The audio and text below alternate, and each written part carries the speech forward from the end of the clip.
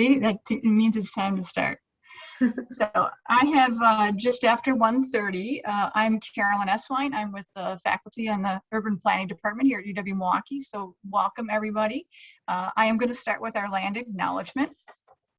We acknowledge in Milwaukee that we are on traditional Potawatomi, Ho-Chunk, and Menominee homeland along the southwest shores of Michigamme, North America's largest system of freshwater lakes, where the Milwaukee, Menominee, and Kinnickinnic rivers meet, and the people of Wisconsin's sovereign Anishinaabe, Ho-Chunk, Menominee, Oneida, and Mohican nations remain present. So welcome to Innovation Cities on a Friday afternoon. We welcome you to post your comments and questions in the chat during the presentation. Liz is gearing for about an hour presentation, and then we'll have about 20-25 minutes for questions and discussion if you're able to stay with us. So we're pleased to have Liz Brodek joining us this afternoon. She's the Development Director for the City of Wausau. Prior to that, she has worked with 7 different Wisconsin business improvement districts, including in Milwaukee's East Side and Downer Avenues. So she's going to talk today about different strategies to building a resilient workforce, but also how do we all feel connected to the cities and places that we live. So welcome, Liz.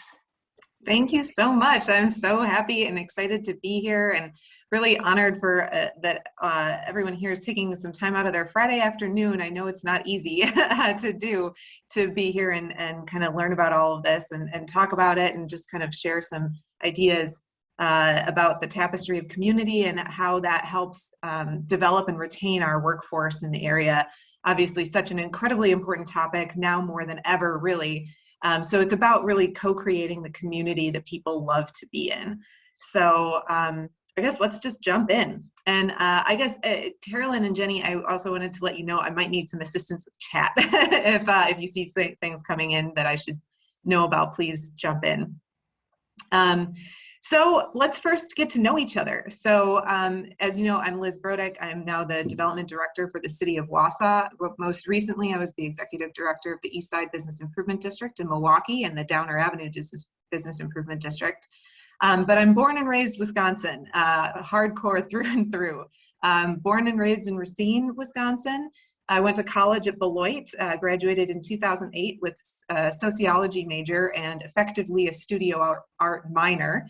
I took a year off in Madison and lived and worked there, and then decided to go to law school at Marquette University Law School in Milwaukee, basically wanting to do legislative change and kind of, you know, the entire goal from the time I was coming out of college was to how do we create the place that we want to live. And so I had some advisors that told me that law school was the way to go for that, because legislatively, no one takes you seriously if you're not an attorney, apparently. So I went and then ended up practicing, kind of took a hard left and practiced nonprofit criminal defense in Milwaukee for just under a year.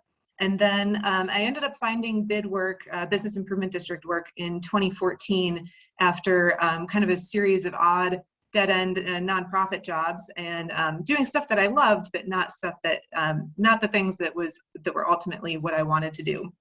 When I found business improvement district work, so it was in Wausau, and we have one bid here that's also a Main Street program. I'll talk a little bit more about that later. But it was really incredible to realize that I could be paid to do the work that I absolutely loved. I didn't realize that there was a job that basically people paid you to create a very cool community and kind of the place where you want to live. So that was incredible to realize. I was in Wausau running our bid and Main Street program here for 3.5 years. And then I moved to Eau Claire for the opportunity to run and work with 4 bids there.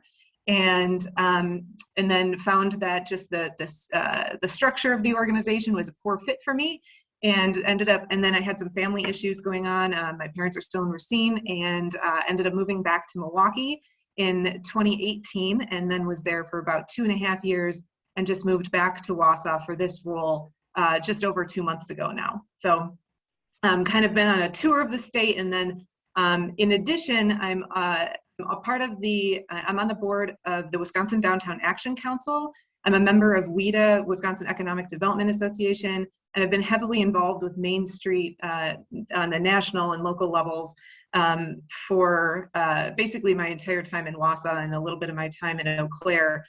So it's really helped me to develop some very awesome statewide networks and get to see a variety of approaches and how people handle these different issues and kind of how they approach their work. I think it's super fascinating. So, and I could literally talk about this stuff all day. I'm kind of a nerd for it. So let's figure out though where we're going in this talk, in this presentation. So our objectives and roadmap.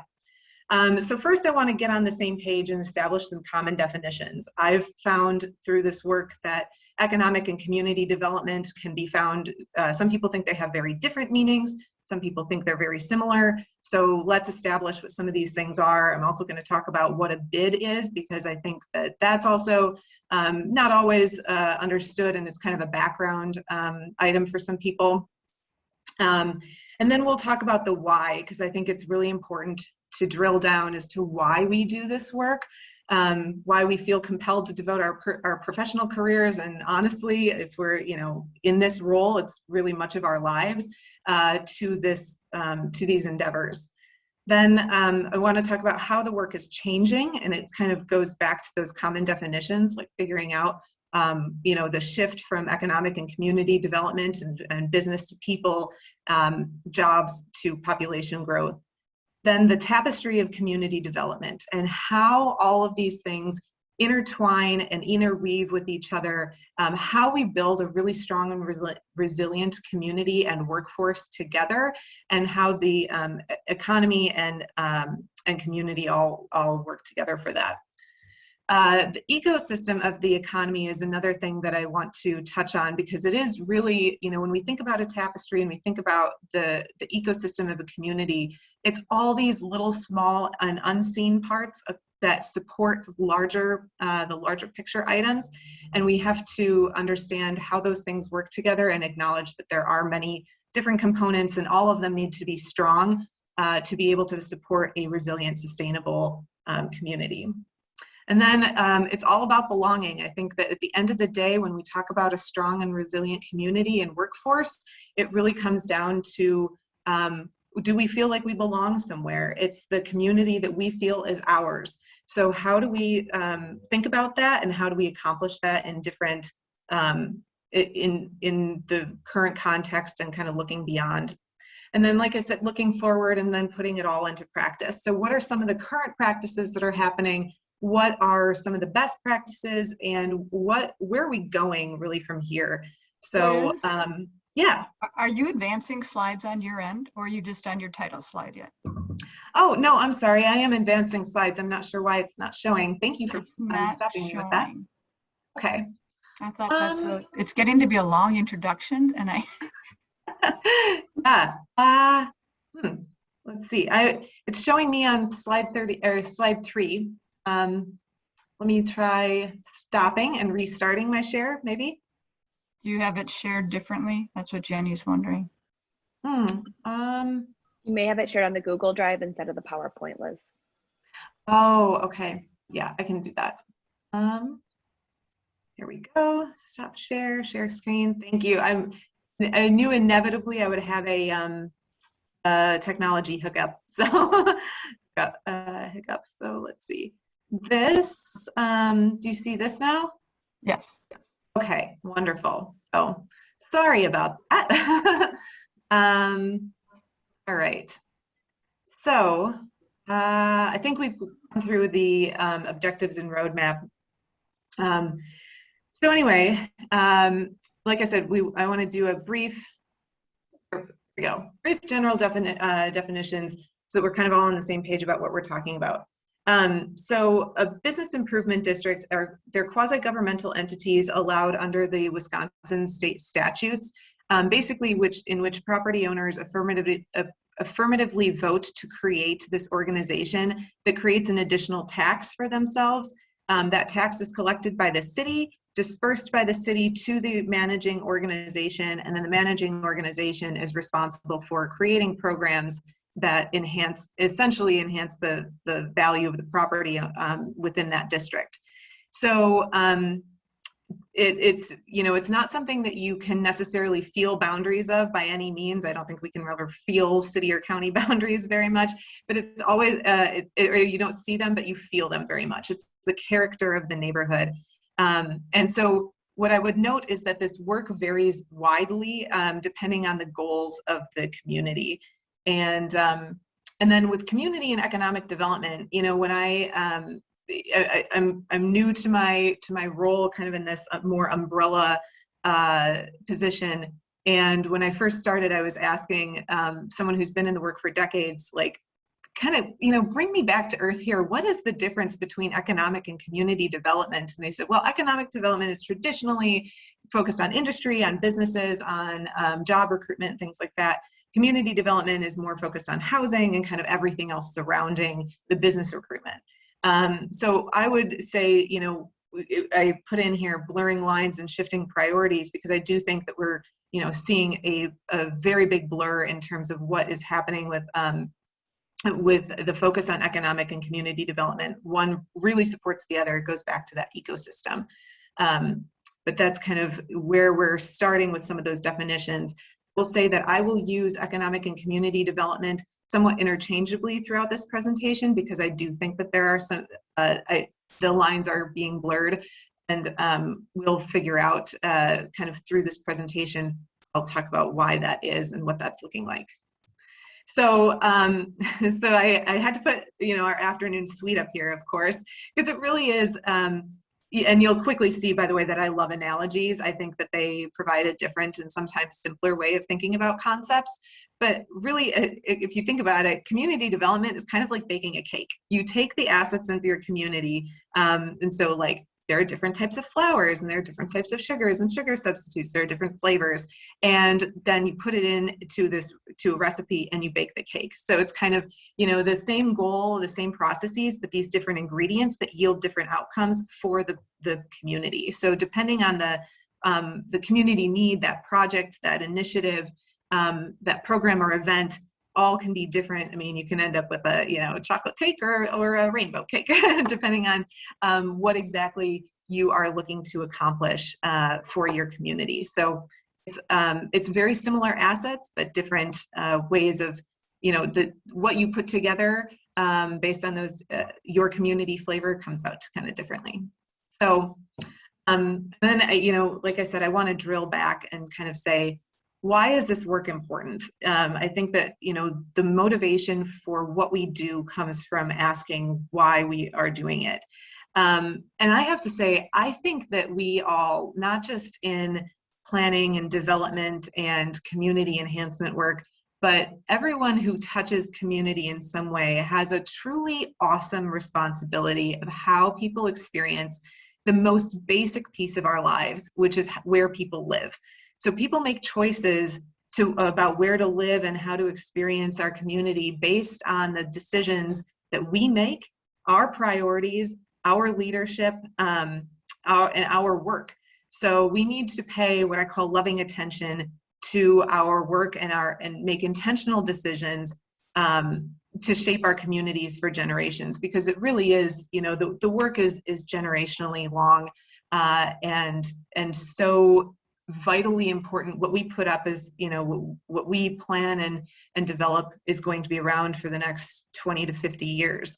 So I will take a side moment to just do a little side soapbox on taking care of yourself, because this is such awesome responsibility that we carry for our communities, that we have to be showing up the best that we possibly can every day.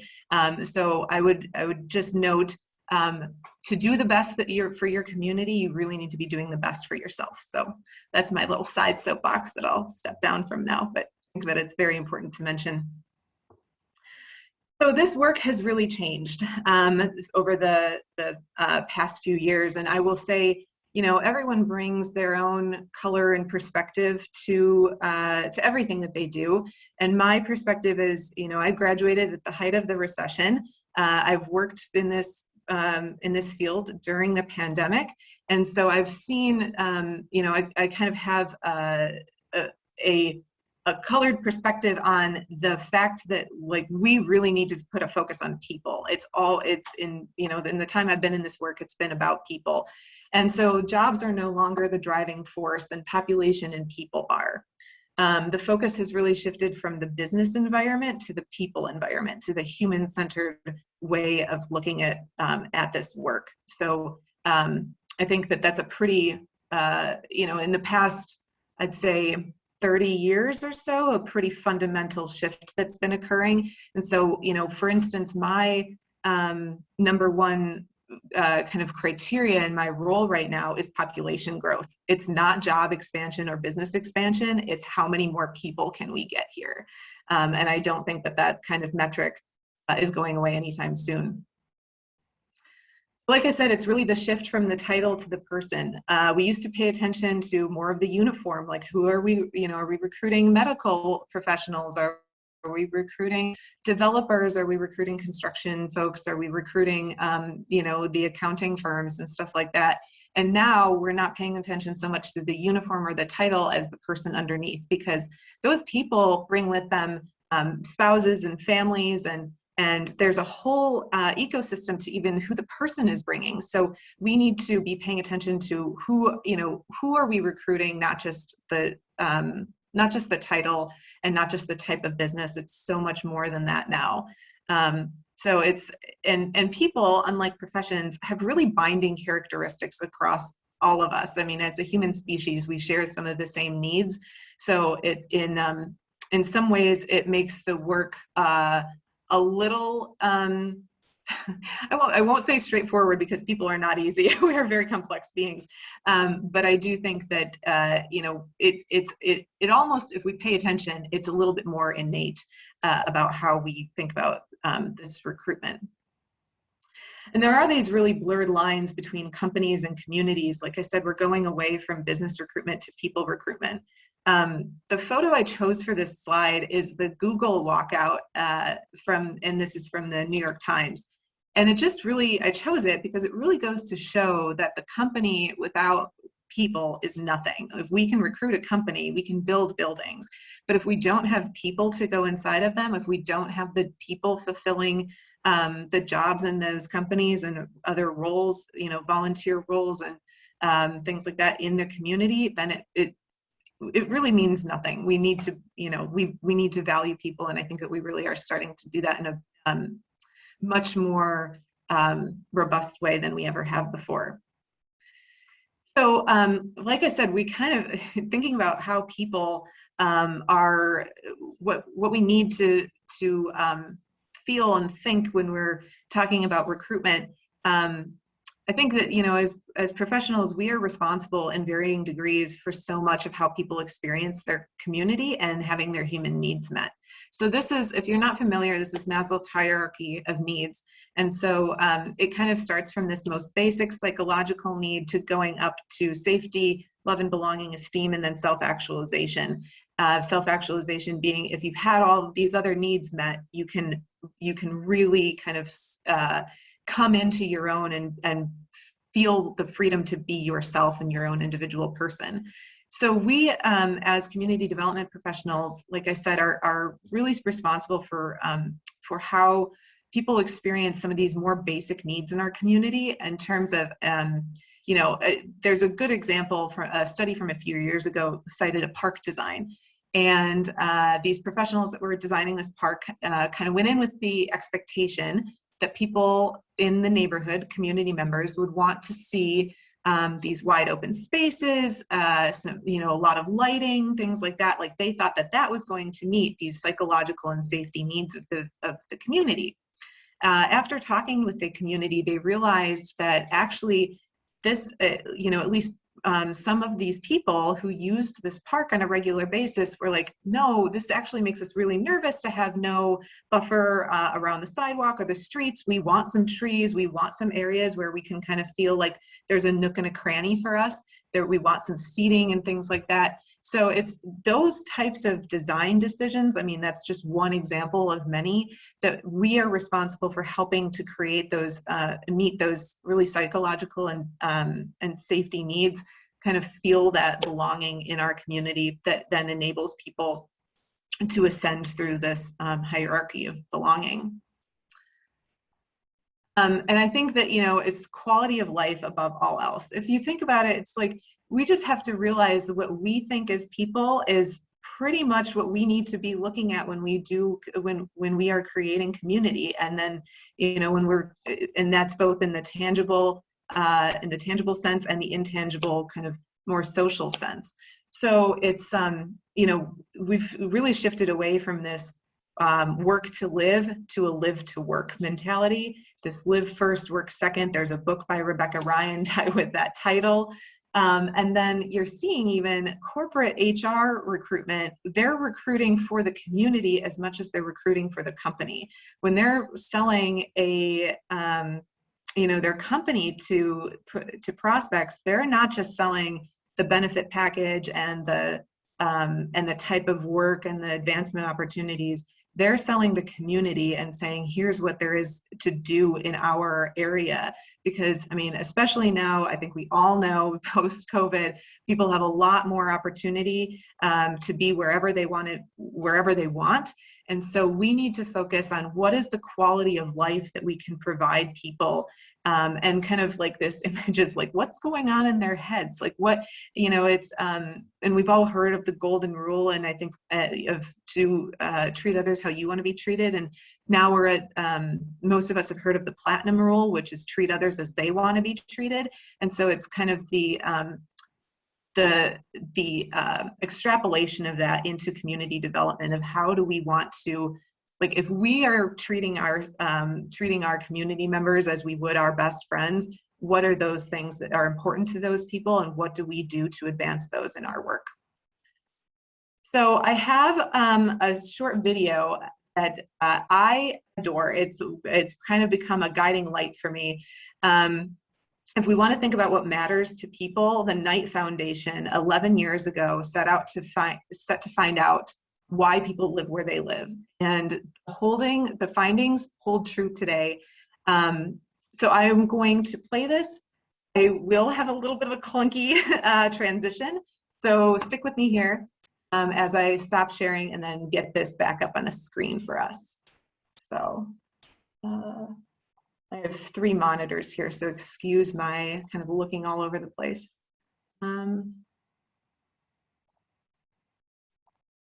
All right, can you see this? Oh no, it doesn't look like it. Oh, you can see the. You can see the Earth. Oh, beautiful. Okay. But you played it a little bit for us as a test, so you just have to start from the beginning. Thank you. Perfect. Why do we live where we live? I'm not talking about there. We don't have much of a choice on that one. I'm talking about here. Yeah, I know, wherever we're born, there we are. Our parents pretty much made that choice for us. But once we have the choice, what factors make the place where you live the place where you want to live? And why? You're probably thinking, because it's pretty, with great beaches and parks. Or there's so much to do, like a thriving art scene or a great nightlife.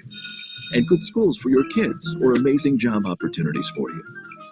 Knight Foundation and Gallup conducted a survey and found that these things, called drivers, are what make people love where they live. Of all the drivers studied, the 3 most important ones stay pretty much the same across the country, even when the economy goes from good to bad. These 3 most important drivers are how open or welcoming a community is to different types of people, how pretty it is, and what type of opportunities there are for people to interact with one another. Drivers like these create what's called resident attachment. It's simply a way of describing how emotionally connected a person is to where they live. Attached residents have a strong pride in their community, a positive outlook on its future, and a sense that it's the perfect place for them. The more attached they are, the less likely they are to leave. This makes for a more talented workforce, a growing population, and genuine satisfaction and pride in their community. And guess what? We found out that communities with residents who like where they live are generally more successful, which leads to a growing local economy. So if drivers like welcoming neighbors, pretty surroundings, and an awesome social scene drive resident attachment, and resident attachment grows the economy, then it makes sense to strengthen these drivers to make the place you live more successful. And that, my friends, is what Soul of the Community is all about. So I think you can see why I kind of love that video. I'm going to make sure that this doesn't play the next video on there. And I think we can, right, and we're back to the correct screen, right? We're viewing your notes again. Oh, shoot. Okay. You'll have to grab your other screen. Yeah. Huh. Okay. Did you share screen or PowerPoint? PowerPoint. Share screen, I think that worked, right, Jenny? That's what worked better. Okay. That's what I want. It's a great video. I'm writing notes already. It's so, it pulls it all in. It's very succinct. It's exactly the window that I had shared before. So maybe, I know this is showing from the beginning, but it apparently does not want to let me share my other screen. So maybe, oh, Zoom. Why is this? This is really not wanting to do anything. I'm going to stop again. I'm not sure what's happening with my shared screen. Sorry, guys. And just a reminder, everybody can put comments in the chat. Or Jenny, do you want to share the screen? If it doesn't work, Liz, Jenny can share your presentation. Yeah, it's still not coming up as the right screen. I wonder if, no. Okay. Liz, I can do it if that's okay. Yeah, that might be best because I'm just not sure why it's not. It's wanting to share my screen now, like one of my monitors instead. So thank you. Let me bring up my, sorry, this is just going to take me a minute so that I can be on the same page here. See, we're a year and a half in, and we still are figuring out the different nuances of Zoom, right? I know. Well, I have not had. Well, you have like 3 monitors. That's the other challenge. I do, and I've not had to do 3 monitors with. Jenny, if you can move to the next slide, I think this is the video slide, and then Yeah. let Liz start while she's finding her notes. Yeah. Okay, so are we? This is just the weirdest setup that's going on right now. So I will. So you're on New School ED right now. The next one. Is that right? Yes, Sorry, I'm on New School ED. Okay, thank you. I don't know why I can't see that. So basically, you know, that video I think really talks about going from this kind of old school, traditional or classic economic development that has been focused on industry, buildings, and jobs, and company metrics, and then going toward this new school approach that's focused on people. So the psychological and sociological traits of people and society. So we're really going from this you know, this really broad stroke approach to a more granular, less stereotypical, and looking past generalizations. So basically, and you know, like we saw, ultimately resident attachment builds the economy. So it's kind of, it really speaks to the need for those openness, social offerings, and aesthetics, those kind of more community development approaches into this new economic development approach that helps build the economy by focusing on some of the softer aspects of community building that we don't always think about. It's you know, it's kind of like if we go back to the cake example, not everyone likes chocolate, so we're kind of building different communities for different people, or addressing people in different ways that kind of speak to their interest and and what is going to make them be interested in their community and really become attached. So go to the next slide. We're going from this 2D approach. I kind of think of it as going from 2D to 3D. So not only are we looking at, we're going from looking at these very quantitative approaches, these kind of metrics, to looking at really 3D quality of life, more hard to measure drivers and qualitative needs. And so I say 2D to 3D because I kind of think of it like, we used to say it was a win when we could find a win-win situation for a particular business or situation. And now I think we're really trying to look for the win-win-win situation. How do we weave this openness and social offerings and aesthetics into everything we do? So how does community development, how is the work that we're doing really incorporating these different resident attachment drivers, and we're pulling it all together? And I think that this, it makes a big difference for how we experience community and the kind of texture and stickiness, honestly, that we kind of feel in that in our community. So you can go to the next slide. It's also going from a 2D linear to a 3D kind of circular or cyclical model. So I love this airplane analogy that Kate Rayworth, I believe is her last name or how it's pronounced. She is the kind of person who's credited with talking about donut economics, which we'll talk about in a minute. But she uses this amazing analogy with economic growth of this linear kind of old school economic development. You kind of think of, the win is when you see this airplane kind of linear takeoff mode, and I suppose actually for you guys this way, but when you see that is when you are, that's when you're experiencing this growth, and that's what economic development is supposed to look like, is this limitless upward mobility. But now I think we're realizing the ED is that economic development is very circular, and it needs to be viewed as more sustainable than that. And we're shifting from this qualitative, like I said, quantitative to qualitative approach. So I realized that this quote might be hard to see depending on your screen, so I'll read it. This is actually from an article called Shifting from Quantitative to Qualitative Economic Growth. And the quote reads, "It seems that our key challenge now is to shift from an economic system based on the notion of unlimited growth, one that is both ecologically sustainable and socially just. No growth is not the answer. Growth is the central characteristic of all life in society or economy. A society or economy that does not grow will die sooner or later. Growth in nature, however, is linear and unlimited, or is not linear and unlimited. While certain parts of organisms or ecosystems grow, others decline, releasing and recycling their components, which become resources for new growth." And this was Fritjof Capra and Hazel Henderson in 2013 that wrote this.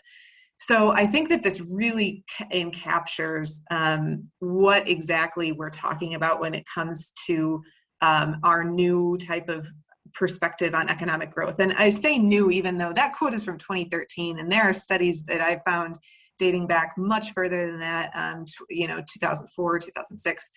So this is not new, but I think it's being embraced more than it ever has before. And I have to say, tree is a natural growth analogy. I'm kind of a sucker for trees, and as you'll see, there's a lot of analogies and a lot based in the natural world. And I kind of do it, I think about things, especially economy, that way.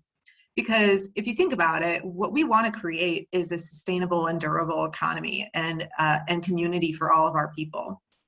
So, there is not much that we can look to that's man-made and 100% durable, but we know nature's durability without doubt. It is the only thing that has been enduring in our species history. And I think we have a lot to learn from it. So I think when we look at economic growth, it makes a lot of sense to look to the cycles and organisms and ecosystems that nature has to offer. So you can go to the next slide.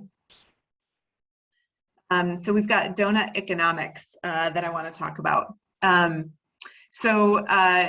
not sure how familiar everyone is with donut economics, but basically it's the idea that we've got this safe and just space for humanity, and falling below that is where we kind of see this problem with not meeting those basic needs of our people. So when we fall below this, it kind of into the hole of the donut is when we're not meeting those needs in Maslow's hierarchy. We're not meeting psychological needs, safety needs, as food, water, housing, that kind of thing. But then when we go above this ecological ceiling in the donut is when we start seeing problems with air, water, climate change, biodiversity loss. And so we've, kind of, it is the literal circular economic approach. Instead of this airplane that takes off and never really finds a place to land or even level out, this kind of acknowledges much more of our earthly capabilities in terms of, unlimited economic growth that is actually, if we want it to be a sustainable growth model, we do have ecological ceilings, and we can, grow and prosper within that.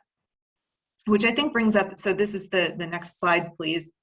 The prosperity versus growth argument. So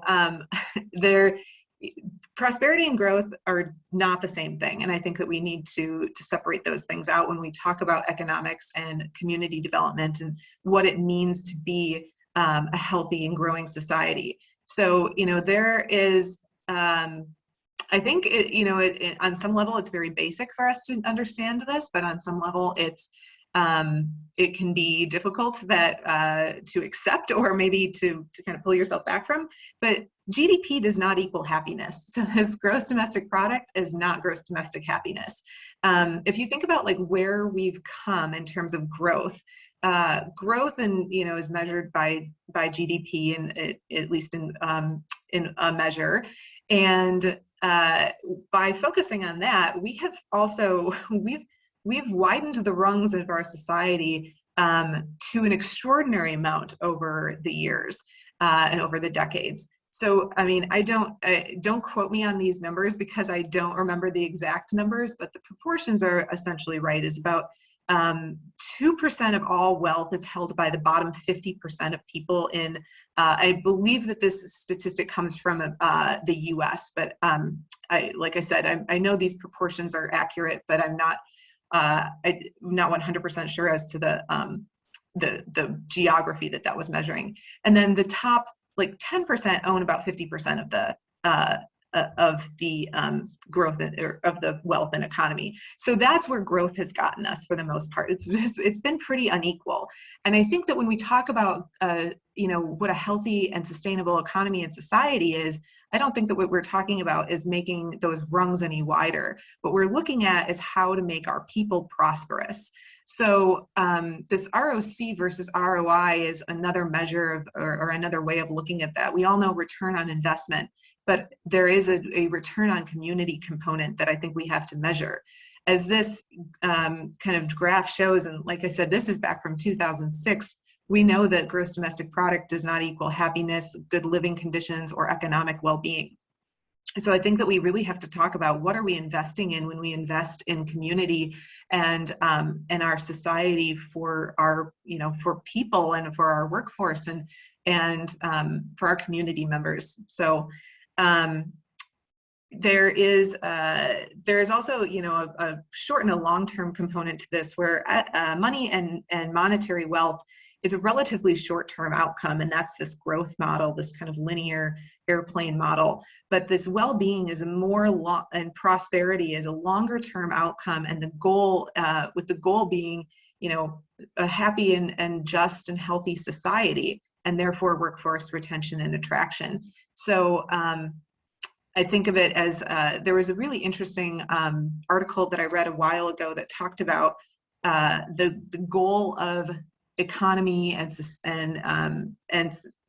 community development, and it was saying the goal is to be able to create a moral society. And I thought that was really interesting, because it's basically saying our goal is to create a society in which people don't have to beg, borrow, cheat, steal, lie to get what they need to meet those basic psychological and safety needs. We need to create a society in which people have the economic opportunities to provide that for themselves. And so to create a moral society, I thought was a really interesting way of thinking about our work and what prosperity really means. Oh, could you go to the next slide, please? This interweaving of these 3D economics. So as you have seen already, I love these visual analogies. So if you think about how these things kind of work together and create this, a more holistic well-being or economy of well-being, we can think about those drivers of openness, social offerings, and aesthetics as weaving together to create the society that we want to live in. So stay with me here with this analogy. The frame of the loom is your community. So however you define that geographically, generally it is a geographic area of some kind. So whether that be a neighborhood or a city, kind of a community within that, your county, and then the warp and the attached threads to the frame are your community assets. They're relatively unshifting. Those people, places, events, and culture that make up the distinct feel of your community. And then the weft, or the woven threads, that yarn that you see there, are the people and stories that tie those all together. So without that overlapping texture that brings those assets together, we would not create the tapestry of our community.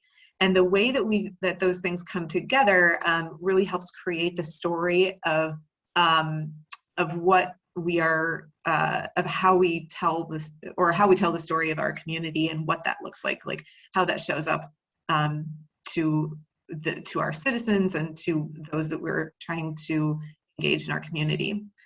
Can you go to the next slide? Another way of thinking about this is aligning the stars. And so you can think of it, I loved this analogy that I actually just heard at a conference recently. And it's kind of saying that if your assets are your stars, and your job then is to put them together and show people how they can fit and make the story of your community. So not only are you kind of like finding the lines for those constellations, but you're somehow making up that line is a lynx. So it's showing people how we've got these different kind of bright shining stars in the community, but how do we tell the story as community champions and as community builders to really align those things and create the constellation. Next slide, please. The economy as an ecosystem. So I think it really, what I've talked about a lot is how this all comes down to interconnection and realizing the interconnectedness of aspects of our society and each other and the roles that we all play in our experience of a community. So an ecosystem is really, if we think about it from the broadest sense of the term, it's all of the small unseen things that support these kind of more visible, larger outcomes. So if you see, if you think about it in this picture, you've got soil at the end of the riverbed, you've got this fish, you've got frog, you've got the kind of the mushrooms that are kind of growing on the side there, you've got some grasses and the water and everything like that. And all of those things, all of these unseen and very seen pieces of the ecosystem, and that happens with our community as well, kind of intertwine together to create the place where we live. So it is so many little things that we don't necessarily think about, but they're all incredibly valuable, and everything really does support everything else, large and small, seen and unseen, natural and constructed. So you can go to the next slide, please. So the importance of bio or eco or economic diversity in the ecosystem. So I think that, just as biodiversity is important to ecology, diversity is just as important to every level of our economy. And we need different perspectives to bring out the best in what we do and the community that we create. So kind of going back to this loom analogy, if you think about what if you think about who is helping to tell those stories, who's helping to intertwine these different aspects of your community, these different assets that we all have, it would be really, really boring if we had one type of thread and one type of fabric interweaving all of that. It makes a lot of difference when we have different textures going on, different colors, different weave techniques. Like, we want to create something with texture, with stickiness. We want to create something that's interesting, and diversity makes our communities interesting. It also makes them more prosperous, as I think we all know. A more diverse workforce creates better outcomes because we're sharing different perspectives that give us a more holistic and outside the box approach to thinking about things and how we can approach some of the different elements that we encounter in our work. So this diversity in our economy is just as important as it is in the ecosystem. You can go to the next slide. So what are some of the elements of our economy? We have of our ecosystem. What are all of the pieces at play? Those small things that support the larger picture.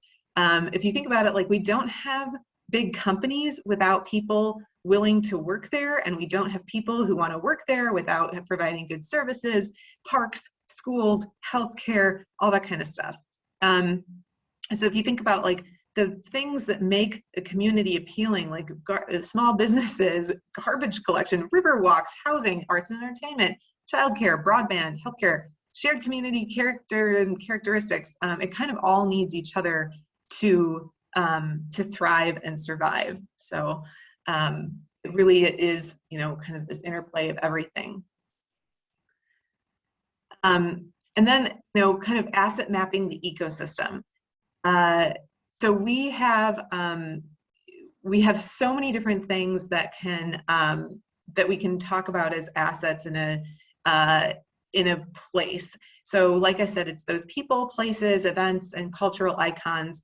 You know, you can think about, like, in Wisconsin, supper clubs, cheese curds, and the Packers that define a community, which the majority things that the majority of the community share in common or a common understanding of or experience with. So I'm curious to know what the group would say about, you know, what are some of those pieces in Milwaukee. So love to get some chat. Yeah, I would type it. Everybody can type it into chat. And by the way, it's National Cheese Curd Day today. If you didn't Yes, know. it is. My mom actually texted me yesterday and reminded me about that. So you're wanting people to type in what they think their assets are in their community? Yeah, what are brainstorm some of the Milwaukee community assets. What do people think? When you think of Milwaukee and community assets? And I would say wherever you're from, because we have people from Madison and from other cities that are joining today. So wherever you are from, what do you think your assets are? So. Rivers in the lake for sure.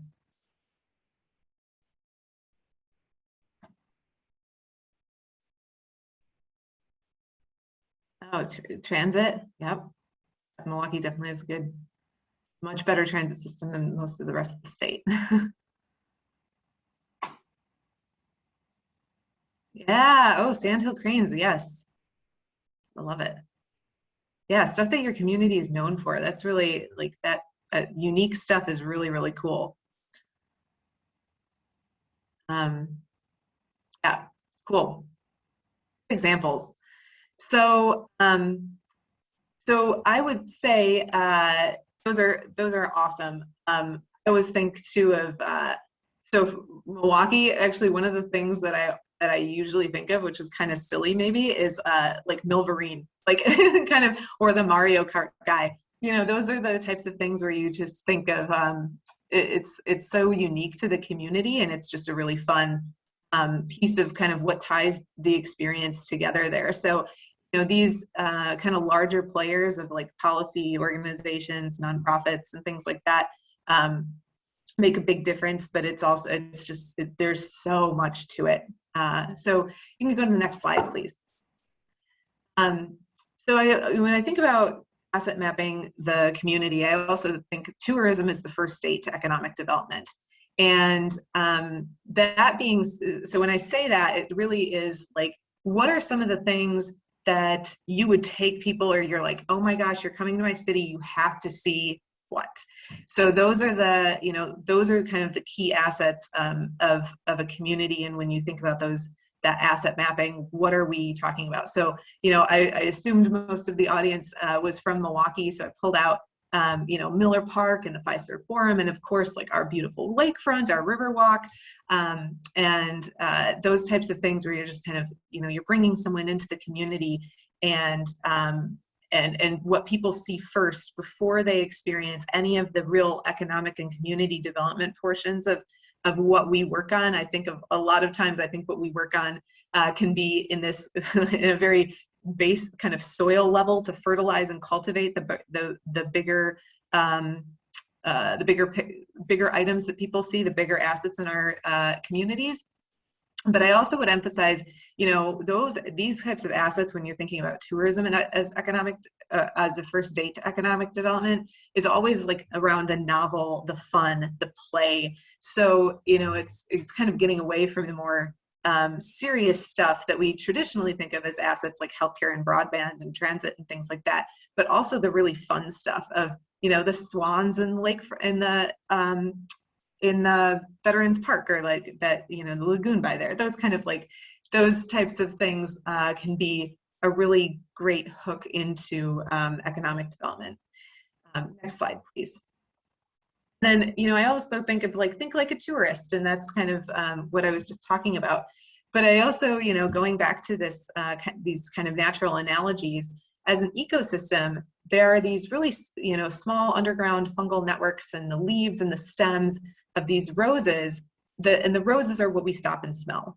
We don't think about necessarily the leaves that are carrying that are creating photosynthesis and driving nutrients, and the stems that are also the highways for this kind of nutrient delivery, the root systems, the soil propagation, all of this other stuff that goes into making these beautiful, you know, assets that really showcase the community. But our work is generally, I think, kind of allocated to these more kind of underground networks, and so our job is to kind of cultivate this and cultivate then the people who can help further kind of fertilize our society with these types of really amazing assets. So next slide, please. And like I said, I mean, it's empowerment is all about belonging, and the best way to get people to care about their community is to get them involved. And so, you know, we can help bring people together and introduce them to different ways of getting involved in their community. When people it tends to be that when people are a part of something, they tend to stay with the community or the project that they're with. And that empowerment is really the path to belonging. You don't, like I said, you don't really leave what you create. So we want to encourage people to create the community that they want to live in. I mean, how cool is that to be able to be a part of building the place where you live? So whether you're a native or a transplant, getting involved in the cultivation of your community really roots you there. And I think that those things are incredibly important. If you go to the next slide, I have a little story for you. So this really kind of speaks to getting people involved and having them stay. So this is Laura, and that's Nick. And basically, so I met both of these wonderful people in Wausau. And Laura was, I'll start with her story. She is born and raised in Indiana. She went to college there. She ended up in Wausau for a journalism career. She is a newspaper writer and came to Wausau as her first job out of college. And Wausau is a pretty small media market. And generally when people in media are here, they stay for like, it's kind of odd. If they're lucky, they leave within a year because you're being recruited, you're going on to a bigger market, things like that. When she first arrived, she was adamant that she was out of here in 6 months, and she was like, I'm not finding my people here. I'm not making friends. I'm not understanding there's nothing to do. So she, was kind of this classic, like, she's a transplant. How do we involve her? How do we get her to stay?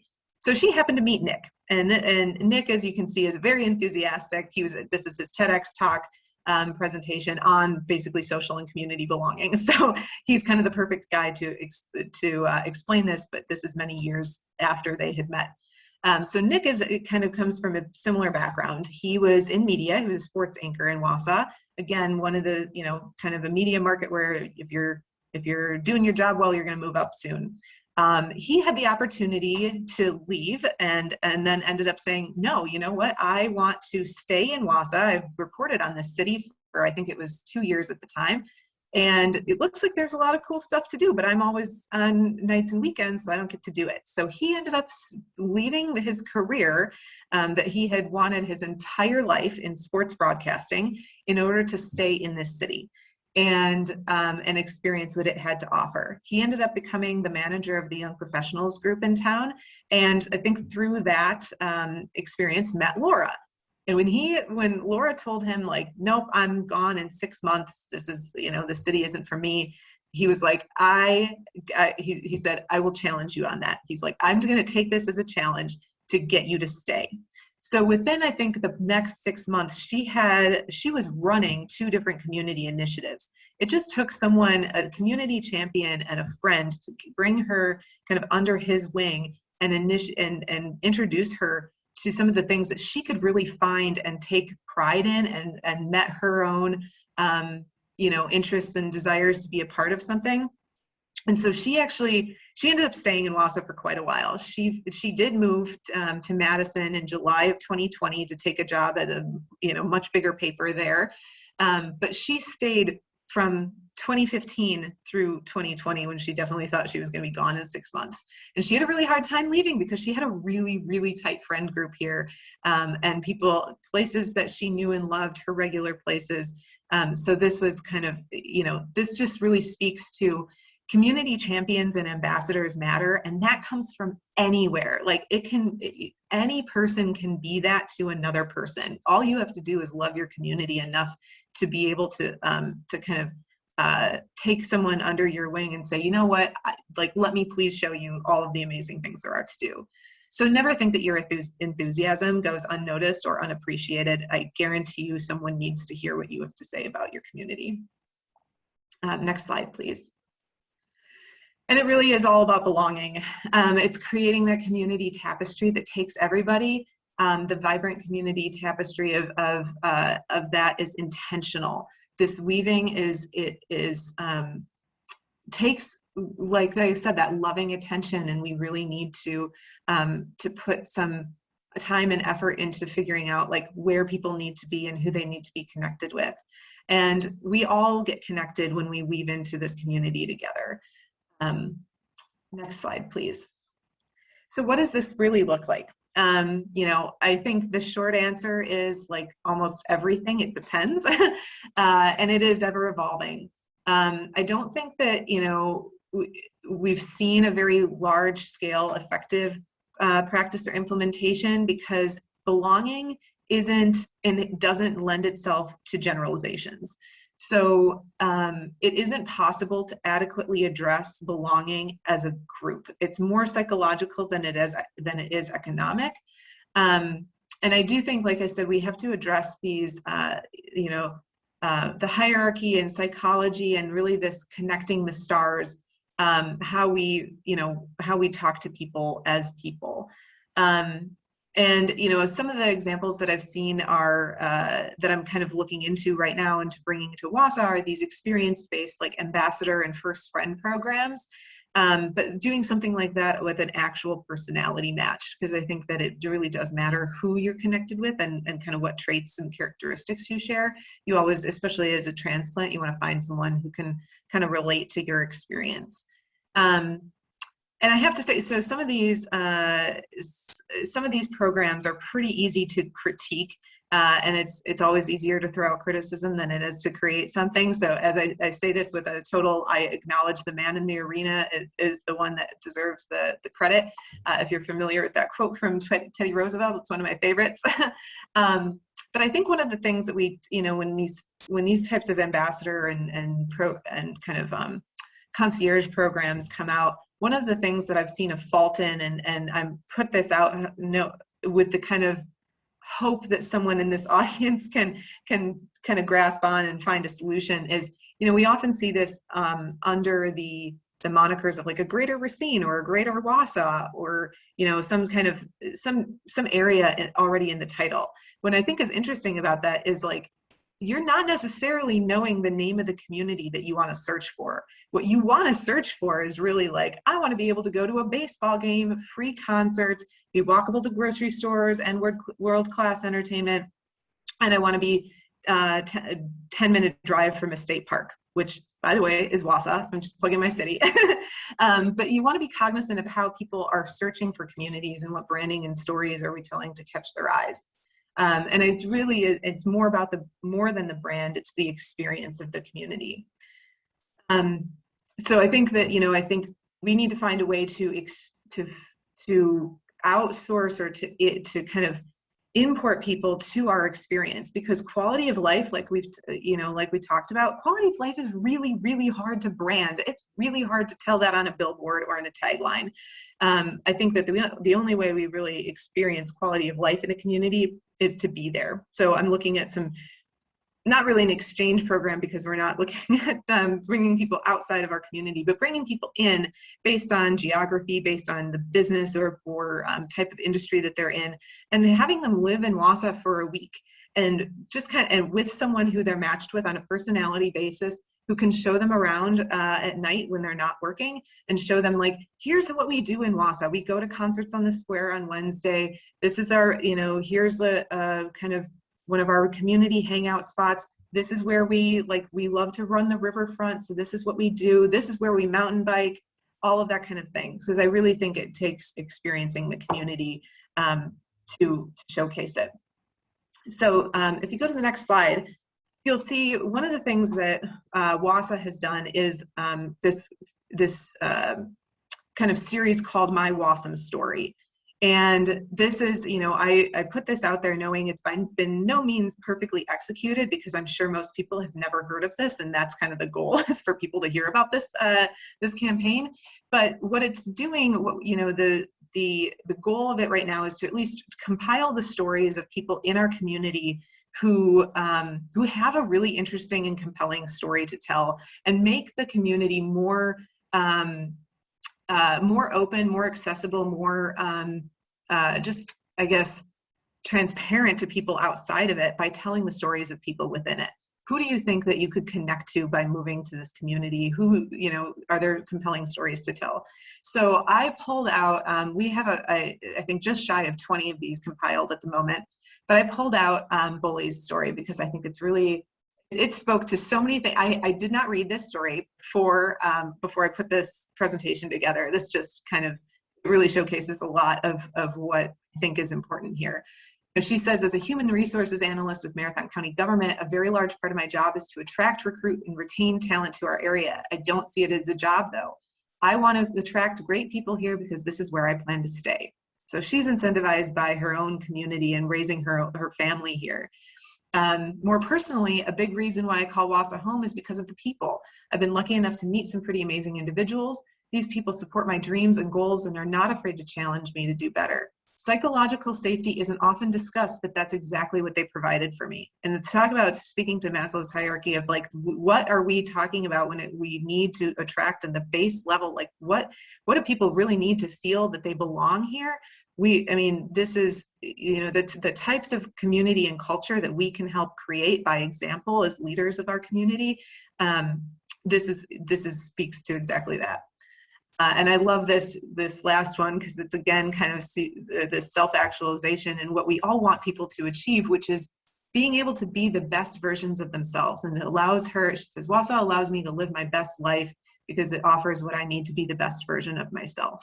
And I thought that was just the most beautiful, poignant way of putting, like, when you do community development right, and when you can, when you can connect people to the right people, and the right cultural institutions and the right organizations and the right assets, this is what happens. It's people feel really connected, really like they belong, and that they want to make a better community for themselves and therefore for everybody around them.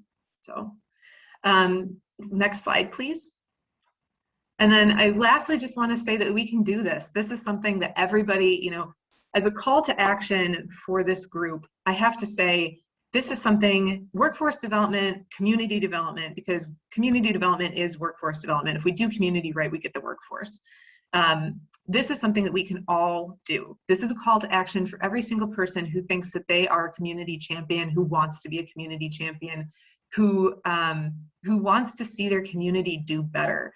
So, you know, I think we need to clear a path and shine a light, introduce people to others who have found and created their own paths, to empower them to do the same.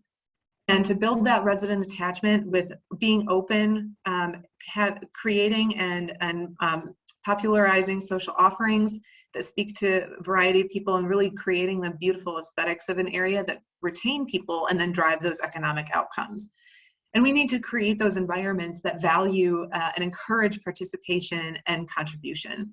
And this is something, like I said, it's for everybody, and retaining is much easier than recruiting.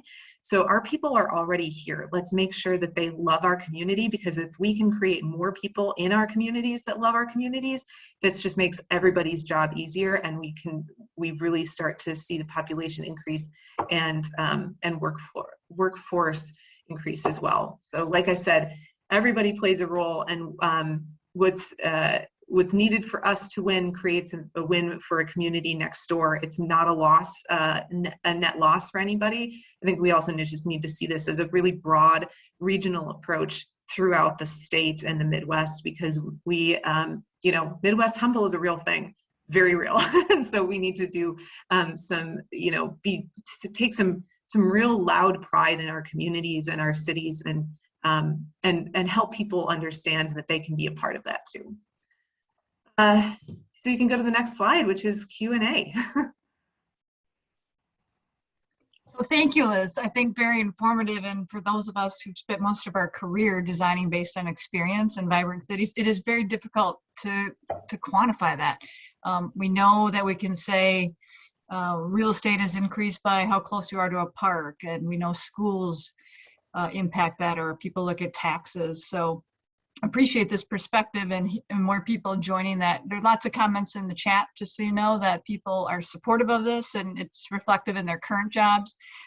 So everybody who's on, I encourage you, if you have questions or comments, to please put them in the chat, and then I'll read them for Liz. I'll just start out with one question. In the beginning, you said it's really about attracting people, not jobs. But in your job and other economic development coordinators, you still need jobs to initially attract people and retain them. So how do you work that into your current job situation? Well, actually, my one of the main metrics of my evaluation in my role is population growth. It's not job creation. We actually have, so I just spoke with one of the owners of a company in our business camp about, actually, I think it was just a couple of days ago, and I don't know how recent his numbers were, because when we spoke about this before, it was a couple weeks old. But they had 5,000 open jobs in the 15 largest employers in Wausau. So, you know, personally, like, so in my role, it's so much about attracting people. We need, of course, we need the jobs, but but people can bring the jobs as well. And then we have the trailing spouses that come and making sure, you know, I didn't talk much, actually, I don't think at all really about housing in this presentation, but that's been, at least in our area, a big concern. It's almost more housing, or, you know, kind of people, housing, and then job. It's more about, for us, it's more about creating innovative companies than it is attracting them. We are interested, of course, if people want to relocate, if we can attract new companies. But number one is, like, let's get people here. Number two is, let's find housing for those people, especially this missing middle housing that we are, you know, we're in a real dearth of a housing stock right now in Wausau. So we're actually looking at solutions with it, like employer sponsored housing, and, you know, partnering with developers to create housing for their employees, in which they would, the employers would pay a portion of the rent. So it's, my specific situation is much more focused on the population growth than it is job growth, though, they're as everything, it's very intertwined. It does, very fascinating. Actually, I'll have you stop sharing just for those who are Oh, still yeah. here and if they want to turn their cameras on, because I think it's it's very interesting, the statistic about how many jobs you have available, because that's what we're hearing across the country right now, right? We have jobs available in every sector. So it's about how do you attract the people? So it makes a lot of sense with what you're saying. Here's a question. Do you find that others in the community are at large buy into this perspective, and have you worked on modifying zoning or other housing regulations? Yeah, actually, this is, so my job, so as some background, our department hasn't had a director for just about a year. We haven't had anyone in economic development actually as a whole for a few months. So we're kind of an interesting spot of redefining what it is our department does. So my role when I came in was, I asked, like, what is my main task? Like, my role is development director. I oversee, economic development, community development, and our community development authority, which is our public housing entity. So I was kind of in this, realm of, where do I focus? What do I do?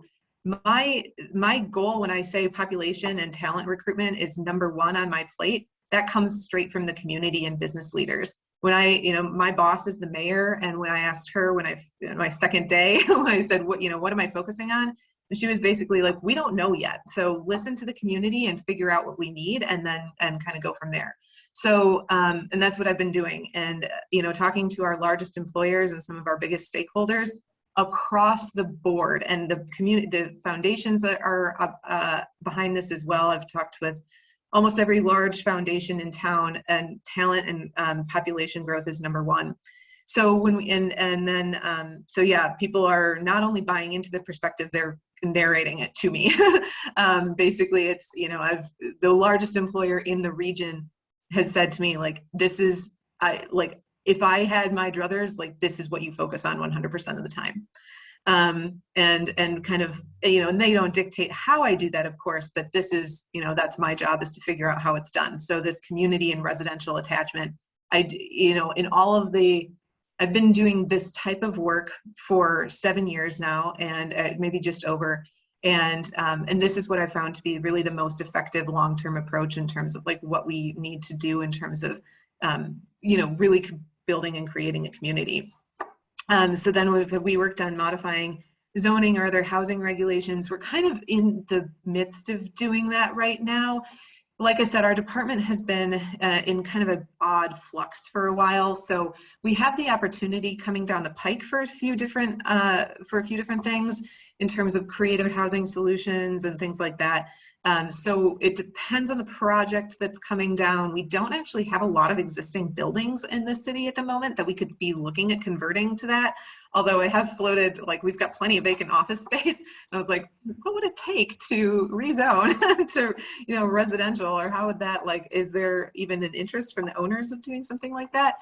We've looked at also, we have a minimum housing square footage of 800 square feet. So one of the first things I asked about was doing, mini, like, tiny homes, and our inspector, who's there, they tell us that we're the yes department, they're the no department. And they told us, like, oh, nope, we have a minimum living standard of 800 square feet, but, those things can be worked around. So, I think that those are kind of yet to be seen, but we definitely are.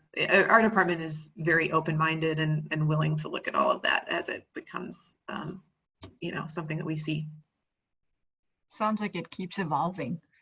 Yes, I think we're at a really interesting flex point for all of this at the moment. Are there any other questions or comments for Liz, or any experiences that you're currently dealing with that you want to share? Here's another question. Can you read it? Otherwise, I'll read it out loud. Yeah. How do you encourage local government to pursue local vendors in town, or in town or state versus going? Oh, that's a good question.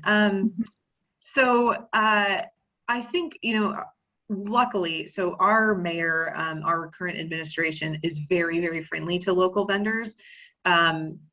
one of the things that because I'm like a diehard like shop local, buy local person, I always cite the economic statistics, because I think, at the end of the day, no one can argue with the money that comes back into the economy, or saving money, or spending money with their neighbors, friends, and family. So it's the bottom line that I use when we have things like that. So it's, okay, yes, it might cost a tad bit more on the front end, but it's going to cycle back into our economy, and we're going to build a resilient local economy by buying from a local vendor, whether that's, in the city or in the county or in the state.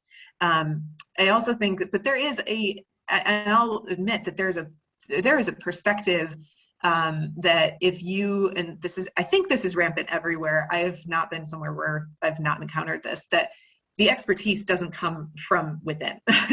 For some reason, we have this bias against like hiring, especially local contractors, and for facilitations, for speeches, things like that. It's like, oh, well, we need to get someone from like Milwaukee or Madison who knows what they're talking about. And so it's interesting. I don't know exactly how you fight that perception, but like I said, I've never found it to fail if you can bring it down to the bottom line for people. Great. Any other comments? I know Jenny's going to put in a link for the AICP, or everybody actually, to fill out the survey on the session. And I don't know, Liz, if you wanted to share any of your contact information, or Jenny. Oh yes, I have that on the next slide actually, and I can also just put it right in the chat. And I did see another perspective. Oh, perfect. On the reduction in transit that's going on in Wausau fits into economical sustainability. Diane, that's a really, really good question. And I have to be honest, I've not looked at just saying I'm 2 months in, and I haven't really looked that much at that.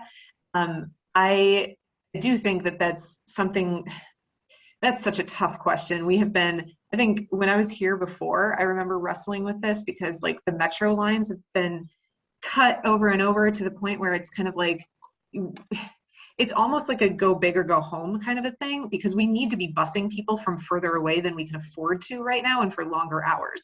So it's a really tough situation. I don't know the intricate workings about the transit authority, like to the extent that I would need to really answer the question. I mean, I can say in a broad level that that multimodal transit is absolutely a must. Walkability, bikeability, any of those kind of 15-minute city concepts are great for the economy of any area. So I think,